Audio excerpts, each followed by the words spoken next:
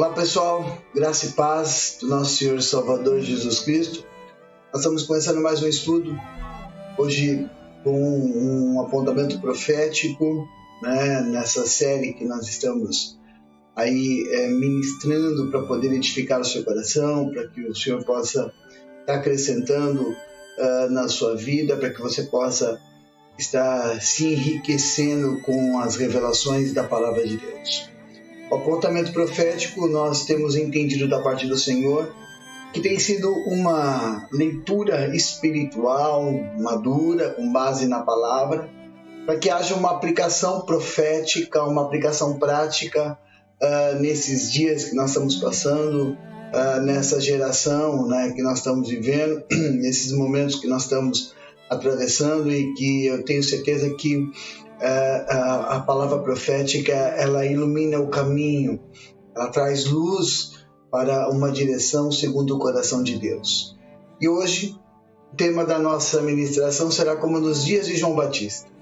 Nós temos compartilhado dizendo que é essencial que nós estejamos plenamente conscientes dos tempos previstos pela Tua Palavra, do contexto profético e espiritual na qual o Senhor tem falado através dos tempos, pela boca dos Teus profetas, pela boca dos Teus apóstolos. Nós queremos aqui nesse dia, esse tempo com você, trazer um ensino para que você possa, com princípios, de fundamentos apostólicos e proféticos, para que você possa cumprir com o chamado do Senhor e implantar o reino de Deus aqui na terra.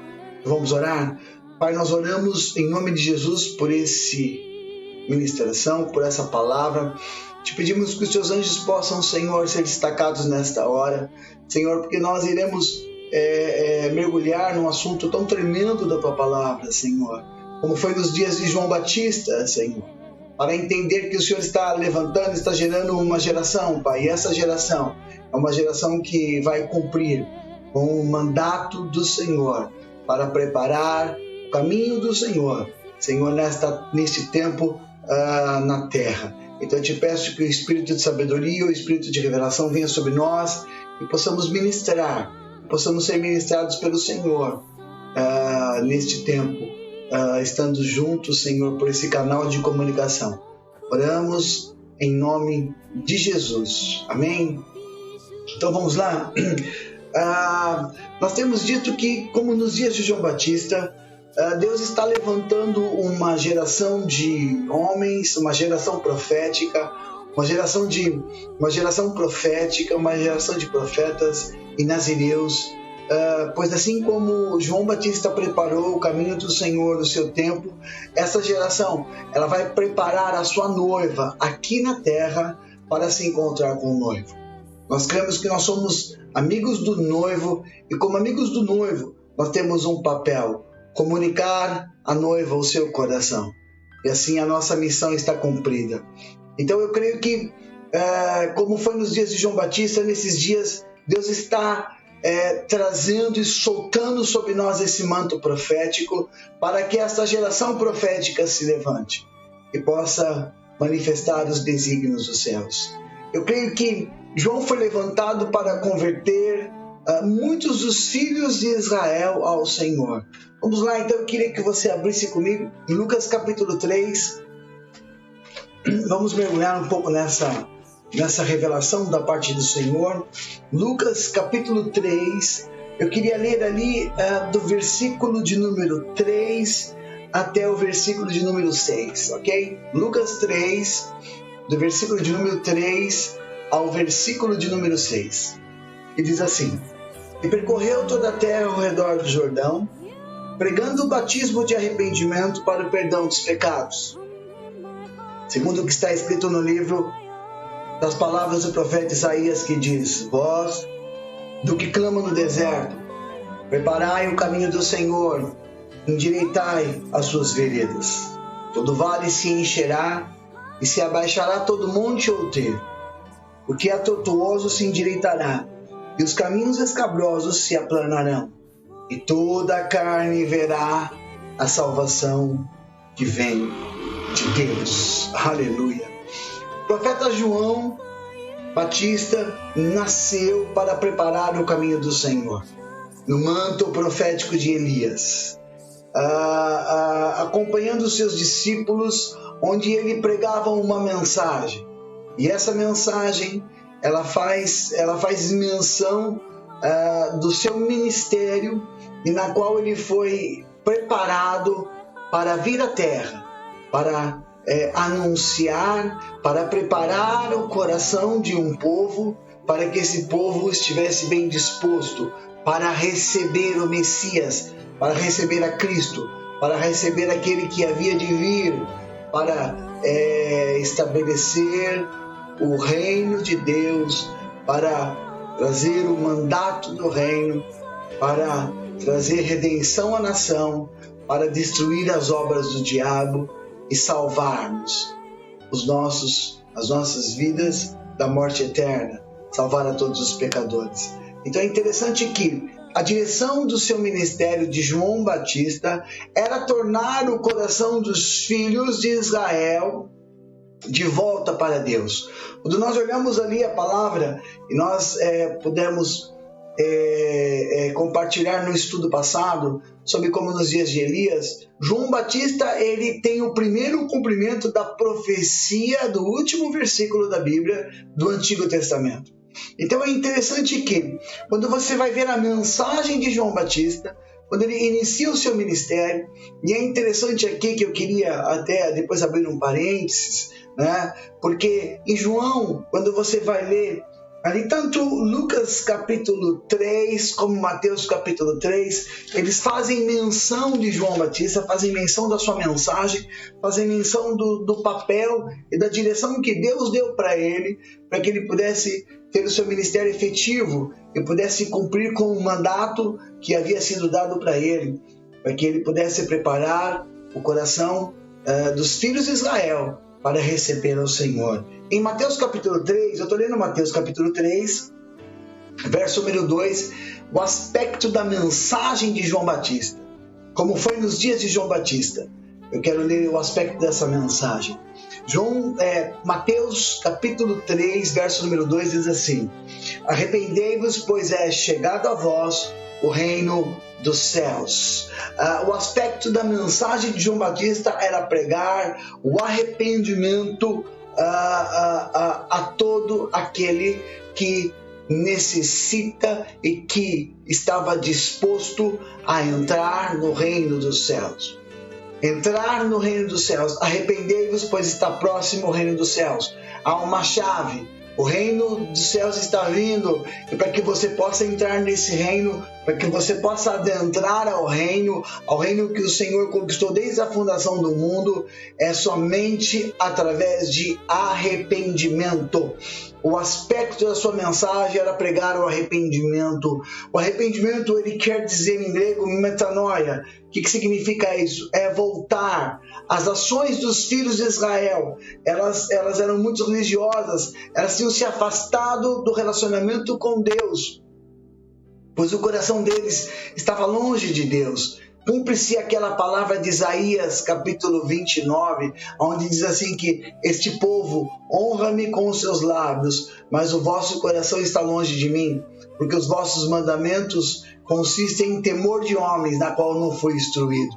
A condição da nação de Israel naquele momento, eles estavam vivendo debaixo de uma atividade religiosa, onde o seu coração estava totalmente longe do Senhor. Então João vem, e João é preparado no deserto, João é preparado para um tempo, para que ele pudesse anunciar uma palavra. É interessante o aspecto da sua mensagem para entender o momento onde você avalia pelo Espírito Santo, que você pode avaliar pelo Espírito Santo, em que a mensagem e o ministério se fundem na vida deste homem. Porque quando você vai ali, mesmo Mateus, dando continuidade ao Evangelho de Mateus, capítulo 3, verso número 7, diz assim: e vendo ele muitos dos fariseus e dos saduceus que vinham ao seu batismo, diziam-lhes: raça de víboras, quem vos ensinou a fugir da ira vindoura? É interessante porque Deus levantou João Batista para que João Batista pudesse expor a condição do coração de Israel. É interessante quando nós olhamos isso, que nós olhamos a condição do coração de Israel, a condição do coração de Israel segundo a revelação de Deus. Ele coloca, olha o aspecto da sua mensagem. Quem vos disse, quem fugirá da ira vindoura? Quer dizer, quem vos disse que estarão isentos do juízo de Deus? Eles acreditavam, né? Os religiosos na sua época acreditavam por causa das suas atividades religiosas, pela prática das suas atividades religiosas. E como ele diz ali, olha, não presumais, né? Verso número 9, vós mesmos dizendo, temos por pai Abraão, porque eu vos digo que mesmo destas pedras Deus pode suscitar filhos a Abraão. Então João veio com uma mensagem carregada do amor de Deus, porque disse assim, ninguém estará isento do juízo de Deus, né? Então ele coloca ele faz menção a esta palavra, porque os religiosos naquela época acreditavam que eles estavam isentos dos filhos de Deus, isentos do juízo de Deus, perdão, por causa das suas práticas religiosas. Então, quando você vai ver um aspecto dessa mensagem, o aspecto como João Batista se dirigia da sua pregação, né? Como ele coloca ali a questão de raça de víboras, mas um pouquinho antes de nós penetrarmos um pouco mais profundo nesta palavra, eu queria que você visse o lugar de treinamento, o campo de treinamento de João Batista. Eu creio que como João Batista foi treinado em um lugar, em uma dimensão, um lugar no mundo espiritual, tanto no mundo natural, mas que apontava para o mundo natural.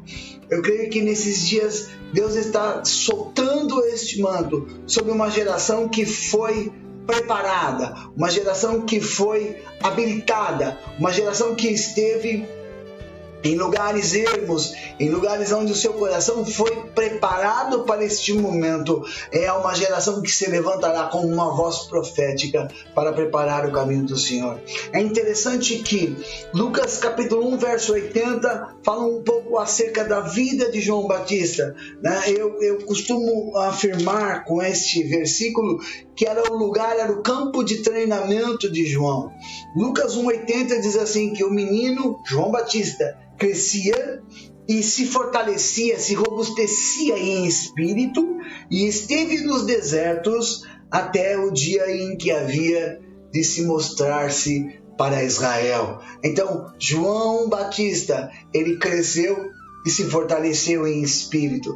Essa geração, eu creio que, como nos dias de João Batista, é uma geração que vai crescer e vai se fortalecer no espírito, né? Aonde vai ser gerado, aonde vai poder gerar essa mensagem na qual o Senhor tem depositado nos nossos corações, tem depositado em nossos espíritos, uma mensagem carregada do amor de Deus, uma mensagem carregada com a revelação de Deus, uma geração onde será levantada, que estará disposta a morrer por esta mensagem, que estará disposta a ver a evidência dessa manifestação do reino de Deus por essa mensagem. Eu creio que João Batista, ele teve aqui, ele foi inserido em um lugar, em um campo de treinamento, onde ele pôde ser preparado para que quando ele teve um encontro com Jesus, naquele momento em que ele se encontra com Jesus, é tremendo naquele momento,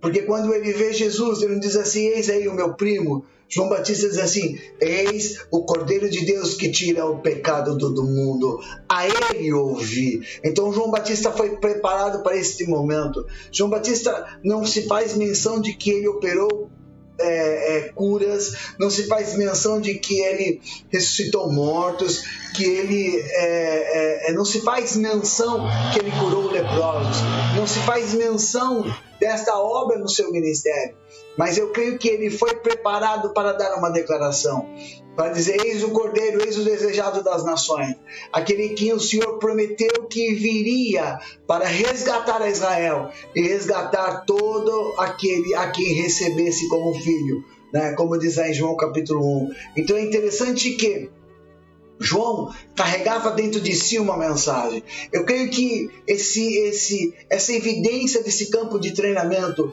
é o que fez com que João pudesse andar na dimensão de autoridade em que ele foi chamado para andar. Eu creio que João conheceu aspectos do coração de Deus, que essa geração vai conhecer, que essa geração vai experimentar, que essa geração vai caminhar, porque ele esteve disposto a morrer por essa mensagem.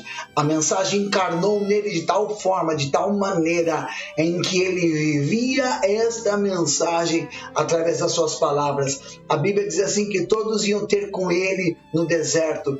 Era como se os templos, né, os locais de ajuntamentos religiosos, eles começaram a ficar vazios, porque a unção do alto, a unção de Deus, que repousava-se sobre João Batista, estava lá no deserto. E lá no deserto ele declarava: arrependam-se, pois é chegado a vós o reino dos céus. Nós temos que entender que é um tempo de arrependimento que nós vivemos. Nós necessitamos nos arrepender de todos os nossos pecados. Nós necessitamos nos arrepender de toda a intenção e de motivação que nos leva a se afastar do Senhor. Nós necessitamos nos arrepender de tudo aquilo que afasta a presença de Deus em nossas vidas. Nós necessitamos nos arrepender, né, do caráter que alimenta os pensamentos que nos levam a uma prática pecaminosa. Por que Jesus disse assim? Não é o que entra dentro do homem é o que contamina o homem, mas é o que sai de dentro do homem é o que contamina o homem. Porque aquilo que sai por lugares escusos, ele até faz ali uma menção, ele vai embora, mas o que sai de dentro do homem, a prostituição, a avareza, a mentira, é isso que contamina o homem, é isso que contamina o coração do homem. Por isso João dizia, e nós queremos trazer esse entendimento para os nossos dias: produzir, pois, frutos dignos de arrependimento. As nossas atitudes, é necessário que haja um arrependimento verdadeiro, um arrependimento profundo, um arrependimento contínuo para produzir frutos dignos. Esses frutos que darão esses frutos dignos de arrependimento, frutos que trarão a evidência da transformação que este reino produz em nossos corações, que esse reino produziu naquela geração, que esse reino produzirá nessa geração. Por isso eu creio que essa é a mensagem. Essa mensagem, ela traz consigo o entendimento, como nos dias de João Batista, ele viveu para esta mensagem, ele viveu para tornar o coração dos filhos de Israel ao coração de Deus. É interessante quando você vai mergulhando mais a fundo naquilo que Mateus declara, naquilo que Lucas fala, né, nas evidências em que eles trazem sobre o ministério de João Batista. Nós vemos ali que, voltando um pouquinho para Mateus capítulo 7, ali assim, caminhando um pouco mais, Mateus capítulo 3, verso número 7, mergulhando um pouco mais naquilo que ele havia declarado: olha, raça de víboras. Por que João faz essa declaração? Por que ele usa, né, essa palavra diante dos filhos de Israel? A Bíblia diz assim que Jesus veio para os seus e os seus não o receberam.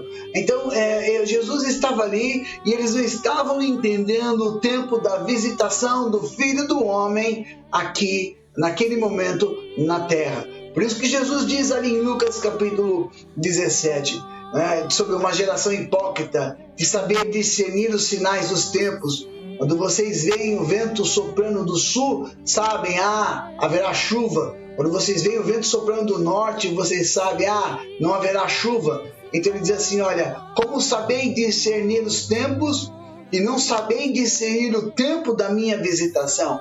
Por isso é necessário a voz profética levantada. Por isso é necessário que os João Batista se levantem, os Elias se levantem, os Isaías, aqueles que estão no manto de Isaías se levantem. Uma geração para que possa trazer discernimento para essa geração, para que esse discernimento possa ativar uma sensibilidade e a igreja, a família possa entender esse tempo e se mover conforme este manto. Por isso nós temos declarado: o manto está em movimento. Nós precisamos discernir esses dias, discernir esse tempo, e essa geração de João Batista vai desatar, vai soltar um manto profético sobre esses dias, e uma companhia será levantada pelo Senhor, uma companhia pelo Espírito Santo. Por isso eu creio que aquilo que João Batista havia declarado para eles ali em Mateus 3:7, raça de víboras, é interessante que o porquê dessa declaração que João Batista usa para os filhos de Israel. Vamos lá para Salmo de número 58. Nós queremos ler Salmo de número 58, né? Salmo de número 58, ele vai explicar um pouco dessa declaração que João Batista usa, que João Batista utiliza, com uma revelação da condição espiritual deles, de como eles estavam vivendo. Salmo de número 58, vamos lá. Nós estamos lendo aqui Salmo 58, verso número 4. Então, Salmo de número 58, versículo de número 4. Vamos lá. Tem veneno semelhante ao veneno da serpente. São como víbora surda que tem tapado os seus ouvidos, para não ouvir a voz dos encantadores, do encantador perito em encantamento. Olha que coisa extraordinária. As cobras, ele está dizendo assim, olha, raça de víboras, bando de cobras. Por que ele está usando isso? Porque as cobras, elas não têm uma audição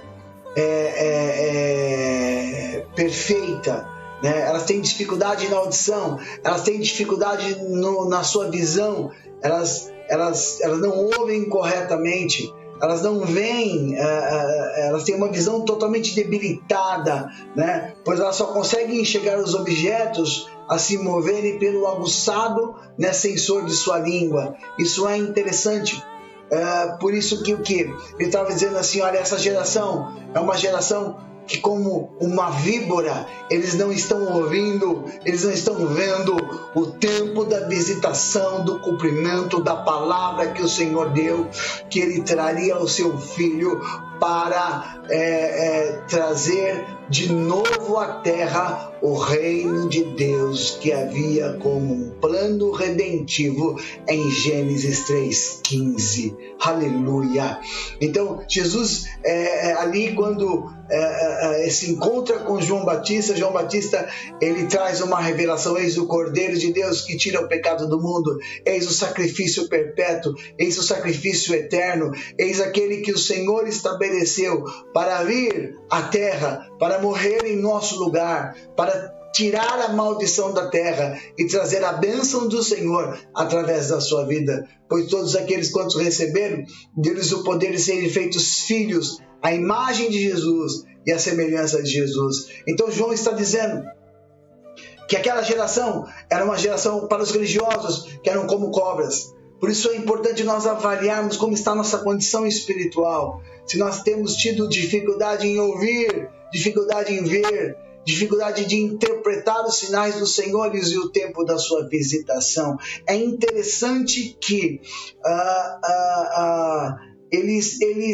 a condição de Israel naquele tempo, quando João iniciou seu ministério, eles estavam surdos espiritualmente, eles estavam cegos espiritualmente, eles estavam com uma visão extremamente debilitada, e nós vemos que profundamente essa visão afetava a percepção e o discernimento deles, né? Porque eles estavam voltados totalmente para as suas necessidades e para os seus desejos. Eles estavam voltados para o coração de Deus e para o cumprimento da sua palavra. É interessante que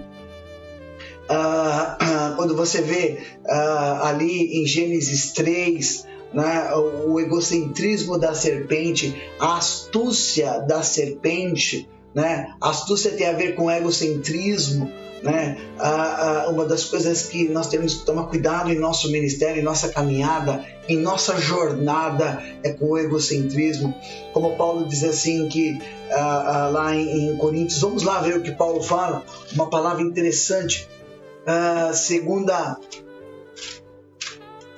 Coríntios, capítulo 15.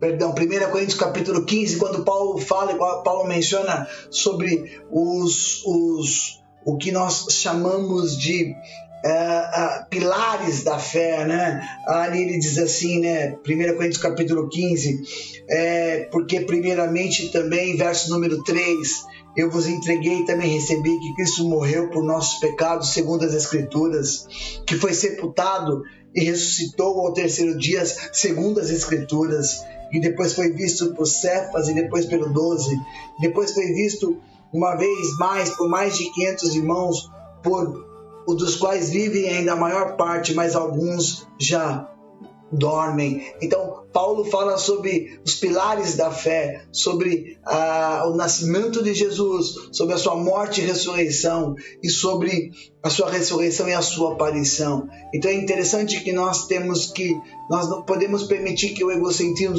roube-nos a nossa visão, roube a nossa audição. Nós temos que lançar fora todo o comportamento de independência em nossas vidas e que nos leva para o egocentrismo.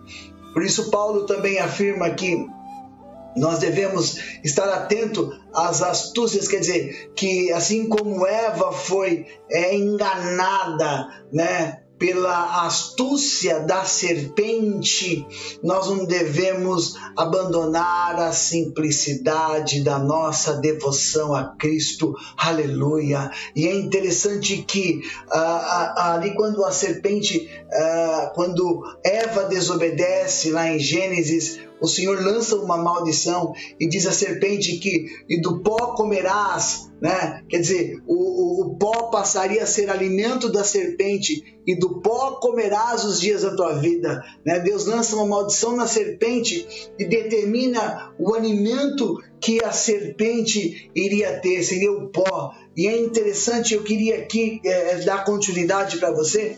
Estamos falando de uma geração, estamos falando do conteúdo da mensagem de João Batista, estamos trazendo para os nossos dias essa interpretação para que possamos avaliar o nosso coração e colocar o nosso coração no Senhor, para que o Senhor possa sondar o nosso coração. Em Mateus capítulo 22, no verso de número 24, tem algo extraordinário da palavra, porque diz assim, ele fala assim, sobre a pedra, né? Aonde você e aquele a quem esta pedra cair ficará reduzido a pó, né? Ele aponta o que? Ele aponta para que nós possamos nos lançar sobre a pedra. Então ele fala assim, olha, que nós devemos nos lançar sobre a pedra, porque nós nos lançamos sobre a pedra, nos arrependemos, a pedra como Jesus, eu preciso me lançar sobre ela, me arrepender dos meus maus caminhos.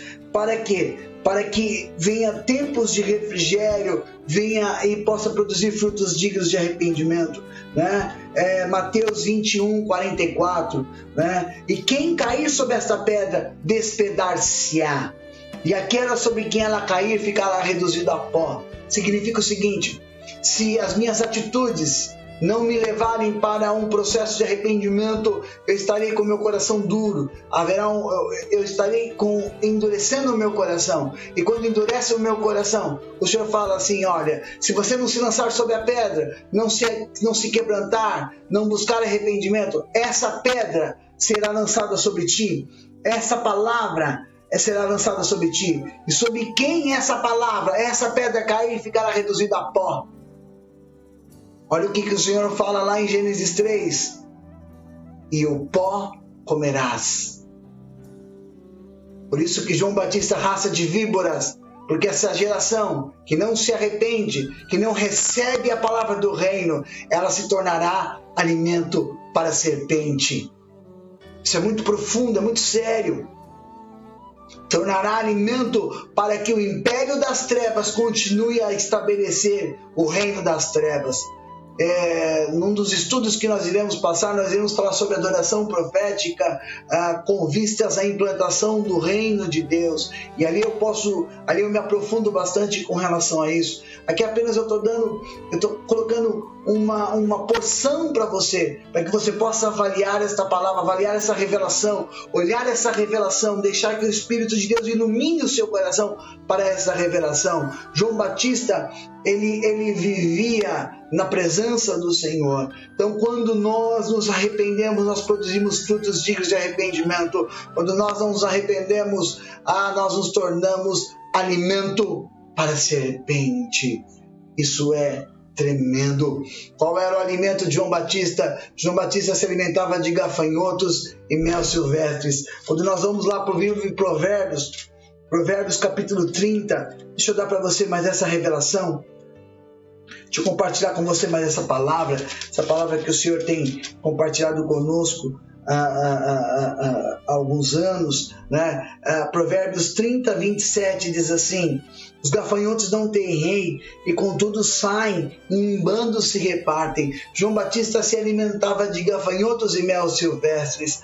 Olha que paralelo espiritual tremendo, que quadro profético tremendo, revelando aqui sobre a iniquidade. Por quê? Porque os gafanhotos não têm rei, não têm líder. João se alimentava daquilo que produziria em seu coração, produziria sem contar na questão de alimento como proteína e carboidrato, que depois nós vamos falar numa outra sala, num outro tempo. Há um quadro profético aqui revelado sobre iniquidade, porque aqueles que não se colocam debaixo de uma autoridade, aqueles que não se submetem nem às leis do homem, nem às leis de Deus, estão debaixo do espírito de iniquidade, um padrão de atitude mundana. Até quando você vai ali para Joel, você vai ver do gafanhoto cortador, o gafanhoto devorador, o gafanhoto migrador, o gafanhoto destruidor. Há um quadro profético revelado aqui sobre pragas. João se alimentava de tudo aquilo que poderia ser como praga, que estava afetando a real condição espiritual dos filhos de Israel naquele tempo. João Batista se alimentava de gafanhotos. Esta geração profeticamente se alimentará do que? De tudo aquilo que aniquila, de tudo aquilo que aniquila, toda atitude mundana, denunciando toda iniquidade. Se alimentará de algo que virá para que todos possam reconhecer que Jesus Cristo é o Rei dos Reis, é o Senhor dos Senhores. Esse era o alimento. Jesus disse assim: olha, a minha comida eu vos dou, e eu tenho uma comida que vós não conheceis. A minha comida é fazer a vontade daquele que me enviou e realizar a tua obra. Há um quadro profético aqui. João Batista se alimentava de gafanhotos e mel silvestres. O gafanhoto, ele não tem rei. Há um quadro em que, como se ele andasse sobre um espírito de iniquidade. E nós temos visto, inclusive, nesses dias, pragas de gafanhoto assolando a África. É normal durante um período, mas agora está se multiplicando de uma maneira, como Jesus disse lá em Mateus capítulo 24. Mas eu creio que esta geração é uma geração que vai se alimentar de um quadro profético, de tudo aquilo que se opõe contra a manifestação e a revelação do reino de Deus. Ela se alimentará de tudo aquilo que vem para impedir essa manifestação desse reino, e aniquilará toda atitude mundana que vem contra a revelação e a evidência desse reino, e destruirá toda praga maligna. Eu declaro que todo demônio, toda fortaleza, todo sofisma, tudo aquilo que tem se levantado contra a revelação da palavra do Senhor. As armas da nossa milícia, elas são poderosas em Deus. Por isso, eu creio que essa geração é uma geração que vai andar segundo o propósito do coração do Senhor, o propósito da tua palavra. João Batista se alimentava de mel. Nós podemos olhar ali em Ezequiel, quando Ezequiel se alimentava da palavra, e ele disse assim que a palavra era amarga quando ele mastigava, mas era como um mel doce, né, nas suas entranhas. João se alimentava de mel silvestres. Essa geração se alimentará de mel, quer dizer, num quadro profético da palavra, é a palavra revelada vinda dos céus para declarar diante dos filhos de Israel, para declarar diante das autoridades os desígnios de Deus e a sua vontade. Aleluia! A sua grande obra profética de João Batista nos seus dias foi a identificação de Jesus Cristo como o Cordeiro de Deus que tira o pecado do mundo, em João capítulo 1, verso 29. João foi tratado no deserto, João foi tratado em um lugar, em uma dimensão, aonde ele foi dado um sinal sobre o verbo de Deus, e que ele ouviria a missão de Jesus. Eu creio que nesses dias Deus está levantando uma geração, e essa geração vai andar debaixo desse manto profético de João Batista. Há uma unção vindo, há um manto em movimento vindo, para que essa geração possa andar em uma sobrenaturalidade, através de uma palavra revelada, um poder que esta palavra traz, viva e eficaz, que vem dos céus para o coração desta geração. Eu creio que em meio ao mundanismo, em meio a toda essa confusão que está aparentemente ocorrendo, né, sobre a igreja do Senhor, eu creio que vem um tempo de perseguição também sobre a igreja. Eu creio que essa é uma geração que vai se levantar e vai declarar: eis a esposa do Cordeiro, o corpo de Cristo vitorioso na face da terra. É a Ele que nós iremos seguir, é a Ele que nós iremos trabalhar para a edificação e implantação do reino de Deus. Por isso eu creio que nesses dias serão dias como nos dias de João Batista, onde o Senhor está levantando uma geração que andará para manifestar os desígnios do coração de Deus. Uma geração que será gerada, uma geração que foi gerada no anseio. Ela foi gerada em um lugar, foi gerada em um lugar para ser estabelecida pelo Senhor, no seu modo, no seu tempo, e realizar o seu propósito e o seu desenho aqui na terra. Aleluia! Quero orar por esta palavra, nesse ensino. Pai, em nome de Jesus, nós declaramos, ó Pai, como nos dias de João Batista, o Senhor está trazendo um manto profético, Senhor, do espírito de Elias. Senhor, declaramos, ó Pai, que será uma geração que será levantada para declarar, Senhor, e pregar o arrependimento, para curar os enfermos, para expulsar os demônios, para limpar os leprosos, Senhor, para ressuscitar os mortos, Senhor, para ir às ovelhas perdidas da casa de Israel. Será uma geração, Pai, que vai andar, Senhor, na autoridade do Teu reino, Senhor. Será uma geração que vai andar na autoridade na qual foram chamados, ó Pai. Declaramos que no meio dessa geração, Senhor, uma geração que vai preparar o caminho do Senhor, uma geração, Senhor, que vai habilitar e vai, Senhor, estar habilitada com um povo bem disposto.